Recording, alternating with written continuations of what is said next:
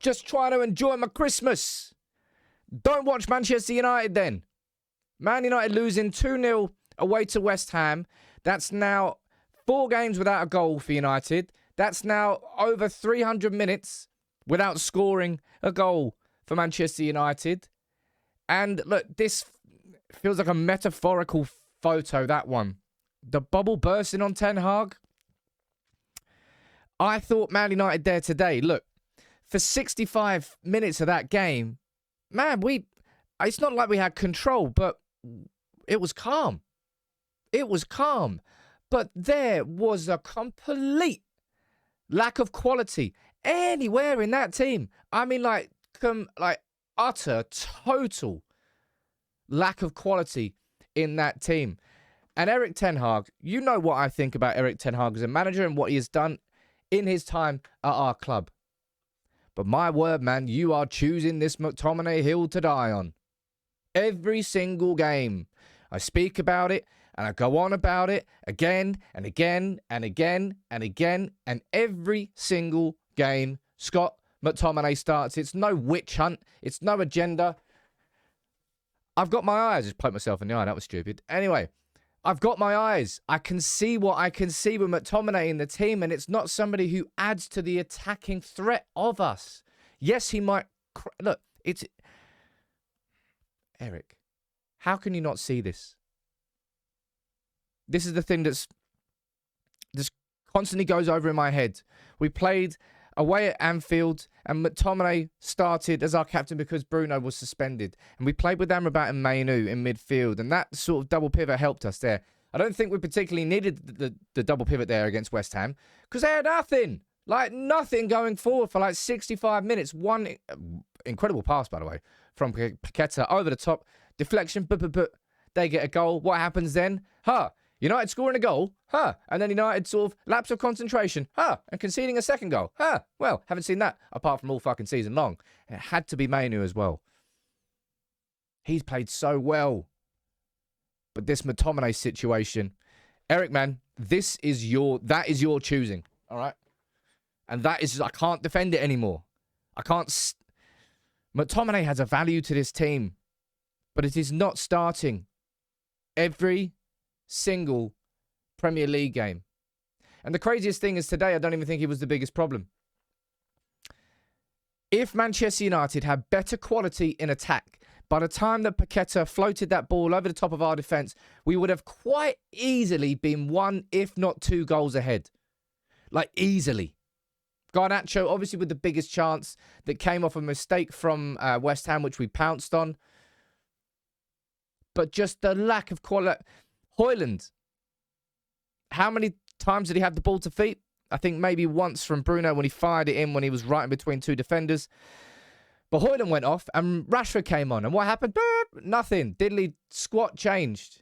Because the problem is not Højlund. The problem is just how we're playing going forward, man. Anthony and Garnacho today were easily the bigger problems. But just overall, I'll just hark back to it. Does McTominay have nudes? What on earth does McTominay do in training that made Mourinho he must be the most incredible trainer. He must be the most professional man every single day, turning up on time, staying late, full intensity, to the point where a manager just feels like, I can't not play him. Because Mourinho made up a random end-of-year award to give him an award.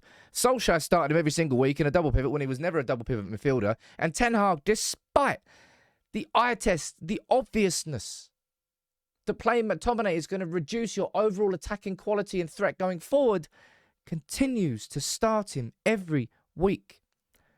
And I can't support that decision. And that is on Erik Ten Hag. Would it have been different today if we played Mainu and Amrabat with Bruno in the number 10? I can't say with complete confidence because of how poor we were going forward. I'm not just talking about McTominay. I'm not just talking about Garnacho. I'm not just talking about Højlund. I'm not just talking about Anthony. I'm not just talking about Bruno. I'm talking about every single one of them in the collective. That final moment of quality. We should easily have had a goal by the time they scored, but we didn't. And now, what is that for Ten Hag? Look at this stat. No goal in 381 minutes. Erik ten Hag this season, right? We've gone from the extremes. The extreme early this season where we were so open defensively, but we were kind of scoring goals. It was like, fuck, it was a game of tennis. To the total opposite, where we have nothing going forward. We seem more defensively resolute and sound, like we were away at Anfield, like we were there for 65 minutes until our arse fell out.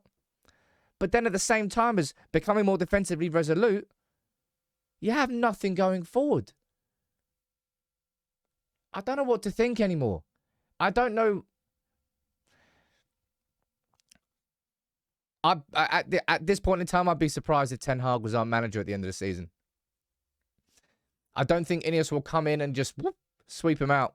But Ineos will come in, having spent 1.25 billion with Ratcliffe, putting in another $250 million of his own cash. They will make a change if they don't feel that this is the right direction.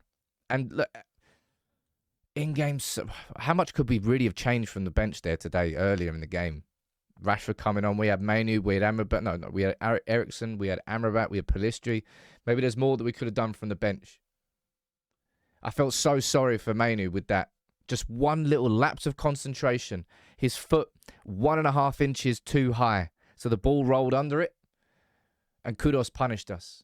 Isn't it mad, isn't it, right? How much have we fucking spent on players from Ajax? And we're looking there against... You look at what... Can't believe that happened to Mainu because he was so comfortable and assured there today on the ball. Luke Shaw, I think, was probably our man of the match. I thought Johnny Evans played well as well. I'm telling you, defensively, we were sound today. But no one's smiling after that game. Nor should anybody be. What happens next with Eric? We got fucking Aston Villa at home. Thank God it's not Aston Villa away, but...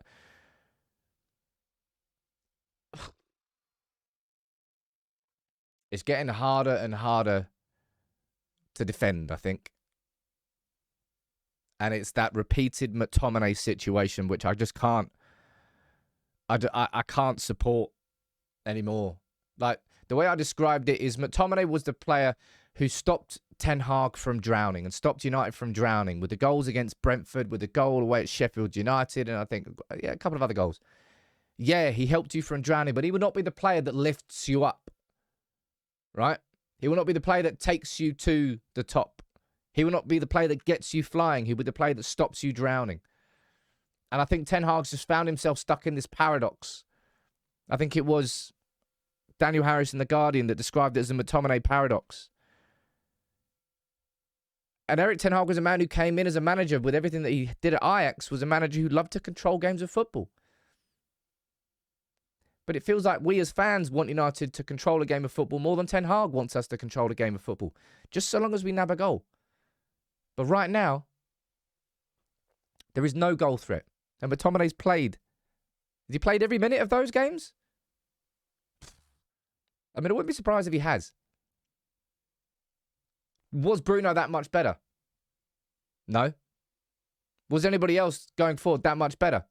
No. But until you take McTominay out of the team, you are never going to create much going forward. It is painful to say. I'm repeating myself again and again and again, and that's why it's a sort of decision that I can't support now as a fan. I'm telling you, like, the McTominay here was the one that Solskjaer died on with McTominay and Fred that he just kept doing. And of all the players, this is the way that Ten Hag is heading. Was more than heading down there. Can I just quickly say a little shout out at the end to Campbell, who came in, 19-year-old, very composed, very assured. But West Ham didn't really threaten us that much at all in the first 65, 70 until one moment of quality undid us, and then the team unravelled. The distinct lack of quality in this team. Look, Merry Christmas, right? As much as you can enjoy Christmas being a United fan, you just have to say thanks to the football gods that the Villa game's not until 8 p.m. on Boxing Day, so you can enjoy that Boxing Day as well, because you're not going to enjoy the Boxing Day evening. Eric, man. I'm guessing McTominay's got nudes. Because I have no idea why on earth this is the way that you're willing to go down. Not just McTominay today. A complete and utter lack of quality everywhere. Merry Christmas, everybody.